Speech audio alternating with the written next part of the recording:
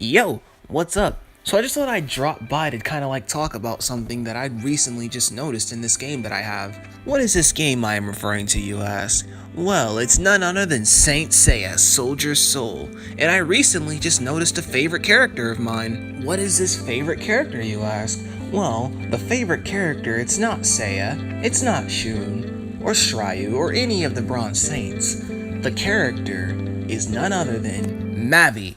I mean Marin. I'm going down, down, down. Coming maybe a title. So you may be wondering, well, what does Marin add to the character roster table? She adds a lot, especially when it comes down to her moveset. I don't know about you guys, but I have a fetish for combat-wise mechanics, because combat-wise mechanics are why people play the game. Allow me to list an example, like Dragon Ball Z Budokai Tenkaichi 3. This game is notorious for its rapid, fast-paced combat mechanics, and it even has some with the opinions that Dragon Ball Z Budokai Tenkaichi 3 is better than other Dragon Ball related games that have come out since 2014 all the way up to 2018. The combat mechanics in this game don't even remotely compare to the combat mechanics in Tenkaichi 3, but at the same time, with Marin it's a whole nother story, because her moves are portrayed by her acrobatic skills. While our main protagonist Seiya can move his body in a similar way, and so can most of the saints you see in the source material, they don't seem to do that as much in the video game. Take Seiya for instance. Now don't get me wrong, he's still a fun character to utilize from time to time, but it doesn't change the fact that his combat system is somewhat basic, and doesn't really have any special attacks that are kinda like dope compared to Marin. Not to mention, Seiya has 3 other forms, and his moveset is basically the same with only small changes to some attacks. And I do like Seiya as a character, don't get me wrong, and I love this game, but I have to admit, that's just pure laziness. Not to mention, Marin follows one of her combos up with an absolutely badass spin kick, which is the very spinning image of the spin kick you see the Shinobi Striker avatars perform. You don't see good combo action like that every day in anime games, with the exception of J-Star's Victory Versus and Jump Force. Not to mention, because of the fact that Marin has so many attacks in her combos, it offers a variety of different combos you can perform online, playing with your friends, etc. But then again, each character brings their own unique way of fighting to the table. Take China for instance, who is also an extremely outstanding character with a variety of combos that you can perform with her moveset.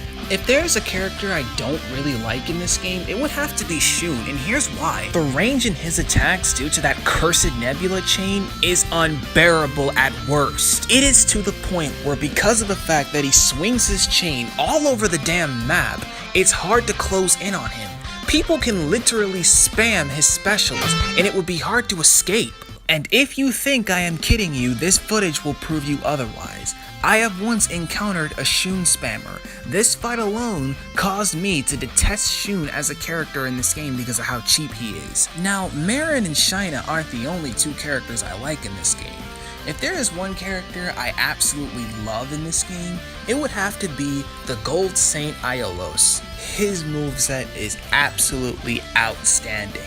Everything about his combat mechanics system is amazing, and I'm talking Ultimate Ninja Storm Generation Sage Naruto level amazing. And also because I just really like the design of his armor. I like it way better than the design of Seiya's God Cloth. Not to mention, the graphics of this game look like PS2 game graphics, which is part of the reason I wanted to see Seiya's God Cloth in Jump Force, but that's a bit of an off-branch matter.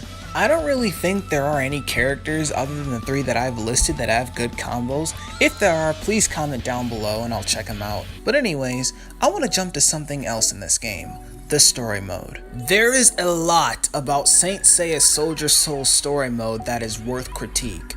The half-assed cutscenes as well as the fights. To provide more context on the fights, to be blunt, all you do is just half-assed battles with dialogues. This game offers no adventure mode, no bosses, none of that. They offer little to no challenge, which makes the story mode, in my opinion, boring. Why couldn't this game inherit Sanctuary Battle's adventure mode, as well as the awesome bosses, especially since Soldier's Soul is stealing movesets from Sanctuary Battle? If we had that, along with some badass quick time events to make the battle challenging and at the same time epic for players who have never seen the Saint Seiya storyline, then there wouldn't be much to critique on on the Saint Seiya Soldier Soul story mode. And can we acknowledge the fact that this game straight up leaves out key important details of the story? This can confuse either players who have never seen the Saint Seiya storyline or players who haven't seen Saint Seiya in a long time. This game has a lot more to offer to it, but the combat mechanics and the story mode are the two things that I really care about in the story, so I just thought I'd talk about it. Marin,